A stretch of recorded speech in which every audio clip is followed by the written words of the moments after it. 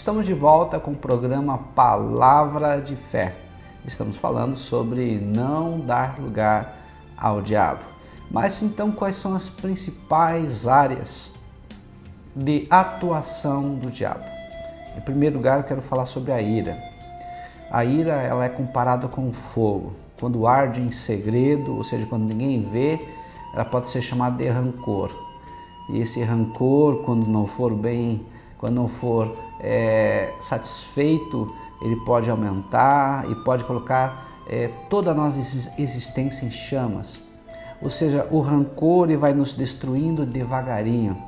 Mas também a ira pode ser comparado com aquele fogo que vem subitamente e destrutivamente, e aí nós chamamos de furor. Então, se a ira permanecer, ela pode se transformar em amargura. E a palavra de Deus diz que nós não podemos deixar entrar dentro de nós nenhuma raiz de amargura, porque isso vai nos prejudicar. E não só nos prejudicar, mas também prejudicar as pessoas que estão próximas de nós. A palavra de Deus diz que a vingança pertence ao Senhor. Livro de Deuteronômio, capítulo 32, versículo 35. Então, queridos, sejam inteligentes, sejam sábios, porque o inteligente aprende com seus erros, mas o sábio aprende com os erros dos outros. E a palavra de Deus diz que a vingança pertence a Deus. Tem coisas que você vai poder fazer, mas tem coisas que só Deus pode fazer. Deixe a cargo de Deus a vingança. Podemos então nos irar, pastor? A palavra de Deus diz que nós podemos nos irar, mas nós não podemos ir além da ira. Ou seja, podemos nos irar, mas não podemos reagir ou agir movido pela ira.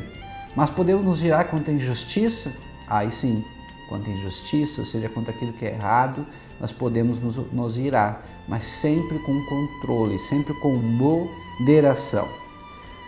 Qual é outra área que o diabo pode também atuar? Através da tentação. Na verdade, o diabo não faz nascer em nós a cobiça.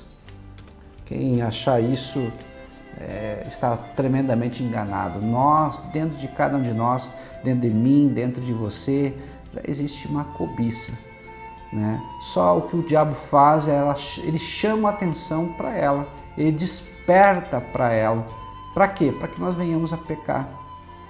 E a Bíblia fala em Tiago, irmão de Jesus, capítulo 1, versículo 14 e 15, que é a nossa responsabilidade controlar essa cobiça. Porque a cobiça já está dentro de nós. E ela pode provocar o nosso mal, pode provocar a nossa morte espiritual, ou seja, afastamento de Deus. Eu costumo dizer que nós não podemos impedir que um passarinho voe por cima da nossa cabeça, mas nós podemos impedir que ele pouse na nossa cabeça e principalmente faça ninho. Assim também nós temos que agir e reagir com a tentação. Temos que cuidar o que nós olhamos, cuidar onde nós estamos, cuidar as conversas com que nós temos e buscarmos a santidade. Qual é outra área de atuação do diabo? O medo. O medo ele se expressa por uma grande inquietação, intensa e desagradável, ante a expectativa de um perigo real ou imaginário, de uma ameaça ou susto. Ou seja, Satanás ele sabe muito bem colocar medo nas pessoas. O medo, ele na verdade nos paralisa, o medo ele faz com que nós não venhamos a agir nem reagir perante as circunstâncias da vida. Por exemplo, o marido que não tem medo de perder a mulher, a zomba, maltrata, não respeita, não valoriza, isso não é de Deus. Muitos pais perdem os filhos para as drogas porque não tiveram medo de perdê-los, ou seja, não investiram tempo com eles. Muitos empresários se frustram com a sua profissão, com a sua empresa. Por quê? Porque não tiveram medo de perder a empresa. Muitas pessoas que se dizem não ter medo também, porque correram riscos de uma forma desnecessária. Então nós não podemos correr risco de uma forma desnecessária, mas nós devemos sim antes imaginar, calcular os riscos e assumir o risco que for possível, necessário. Um menino, ele estava num avião, e essa história é bem interessante, que retrata bem a questão do medo. E o avião ele passou por uma zona de grande turbulência e o avião começou a ter problemas e as pessoas começaram a gritar, vai cair, vai cair. E as pessoas já ficaram desesperadas, aquelas máscaras já caíram e as pessoas ficaram agitadas e uma senhora muito agitada olhou lá na frente um menino bem tranquilo, calmo e sereno e perguntou para o menino, o porquê que você se mantém calmo, sereno? Você não tem medo, menino? Olha, medo eu tenho, mas não tem medo que vai cair o avião? Não, não, o avião não vai cair. Por que o avião não vai cair? Porque o meu pai é o piloto. O meu pai tem um controle do avião. Eu conheço meu pai. A mesma coisa tem que acontecer conosco. Talvez as outras pessoas estejam passando pela mesma situação turbulenta que você está passando e elas olham para você e vê que você está em paz. Por quê? Você mantém a paz no teu coração, porque você sabe que o teu Pai está no controle de todas as coisas. Então isso afasta o medo. Lá em 2 Timóteo, capítulo 1, versículo 7, Deus diz que Deus não nos deu o espírito de medo, mas de poder, amor e moderação. Então sabemos que o amor leva fora, afasta todo medo. Uma outra arma também que o diabo usa para nos afastar de Deus e para que ele venha ter uma atuação em nós é a ansiedade. Ansiedade, ou seja, é viver ansioso, preocupado. E a própria palavra preocupado é bem interessante porque é preocupar-se com algo que vai ou não acontecer. Eu não sei se vai acontecer, você não sabe se vai acontecer, mas você já vive antecipadamente e sofre antecipadamente por algo que pode ou não acontecer. E isso acaba te destruindo, destrói teus sentimentos, destrói tuas emoções. Você sofre antecipadamente. Então, se você sabe que vai ter um problema que vai estourar no dia seguinte, faça algo para evitar. Mas, se você não pode, você tem que colocar a tua vida, os teus sonhos, os teus negócios, a tua família, tuas metas, tuas ambições aos pés da cruz de Jesus e crer que Ele está no controle de todas as coisas. Lá em Mateus capítulo 6, versículo 25 diz, não andeis ansiosos por coisa alguma. E em Mateus 6,33 diz que nós devemos buscar o reino de Deus, ou seja, e as demais coisas nos seriam acrescentadas. Então não podemos viver ansiosos. 1 Pedro 5,7, Filipenses 4,6 também fala sobre isso. Ou seja, não podemos viver ansiosos, mas devemos orar, devemos colocar a Deus todas as nossas preocupações, todos os nossos problemas, porque Deus está no controle, Ele está realmente no controle de todas as coisas. A questão da ansiedade, tem um exemplo bem interessante que você vai compreender.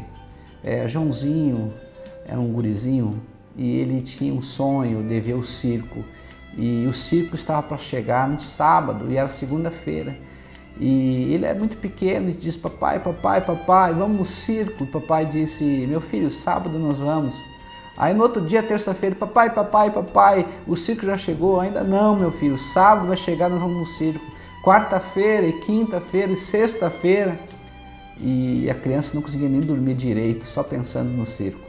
Chegou no sábado, o pai arrumou o Joãozinho e levou ele no circo. Daqui um pouco o pai olha para o lado, o Joãozinho estava dormindo. Por quê? Ele ficou a semana inteira agitado, ansioso pelo circo. E quando chegou o momento do circo, o cansaço o venceu. Talvez você também esteja ansioso por coisas que você não tem domínio, mas creia no Senhor. Ele tem o domínio de todas as coisas e Ele diz para que você venha a conhecê-lo e esperar nele. Uma outra arma também que o diabo usa para nos atingir é a dúvida. A dúvida é comparado com a fé. Só que a fé, ela é positiva, a dúvida ela é negativa. A fé, ela é como se fosse uma construção de uma ponte. Ela nos leva para mais perto de Deus. A dúvida é como se fosse um muro.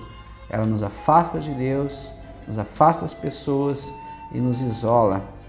Então, lá em Hebreus 11:6 fala que sem fé é impossível agradar a Deus, porque todos aqueles que se achegam a Deus têm que crer que Ele existe e que recompensa a todos que chegam até Ele. Uma outra arma de atuação do diabo é a culpa. A palavra de Deus diz que não há nenhum justo, nenhum sequer. Todos se extraviaram, todos pecaram. Então, realmente, nós não podemos achar que não somos culpados. Temos culpa, sim, mas nós não podemos transferir essa culpa para outras pessoas. Não podemos esconder a culpa que nós temos e também não podemos ficar nos martirizando, sendo coitado. Não. Deus não quer. Deus, Ele quer que a gente assuma nossas culpas e que nós possamos entregar a Ele. E como diz em 1 João 9, né? Que se nós confessarmos a Deus nossos pecados, Ele é fiel e justo para nos perdoar e nos purificar de toda injustiça. E em 1 João 3,20 diz que Deus lança fora toda a culpa, lança fora no mar do esquecimento. E também, se nós temos o diabo nos acusando, cremos que o Senhor Ele nos absolve. E se o teu coração te acusa, maior é Deus que o teu coração. Queridos, não dê lugar ao diabo. Não dê lugar à culpa, não dê lugar à dúvida, não dê lugar à ansiedade, não dê lugar ao medo, não dê lugar à tentação, não dê lugar à ira. E eu peguei apenas algumas armas que o diabo age para tentar nos desestabilizar. Mas Deus quer que nós estejamos equilibrados e juntos com Ele. Eu quero orar por você agora, para que você possa ter um restante de dia maravilhoso, pelo poder do nome de Jesus. Senhor, eu coloco agora, ó Pai, essa pessoa que está assistindo essa programação e peço, Senhor, a Tua paz, a paz que excede a toda a compreensão humana. Que essa pessoa, Deus, possa sentir-se acomodado em Ti, aninhado em Ti, com o coração em paz. Que essa pessoa possa agora, ó Pai, assim como Tu fizeste, Jesus, naquele mar revolto, naquela tempestade, Tu deu uma palavra rema, uma palavra vivificante, uma palavra de ordem, e Você mandou sossegar todo o mal, toda aquela chuva, aquela tempestade, os ventos e se acalmaram. Que todas as emoções dessa pessoa, todo o mal que está agindo sobre ela agora cesse pelo poder do nome de Jesus. Meu querido, eu quero desafiar você. Procure uma igreja evangélica mais próxima da tua casa. Pastor, eu gostaria muito de conhecer a tua igreja. Então venha, nós vamos ficar muito alegres com a tua vinda. Você pode nos procurar na RS 509, número 3278, próximo ao Pé de Plátano, na faixa velha de Camobi. Você vai ser bem recebido. Que Deus te abençoe, em o nome de Jesus. Amém.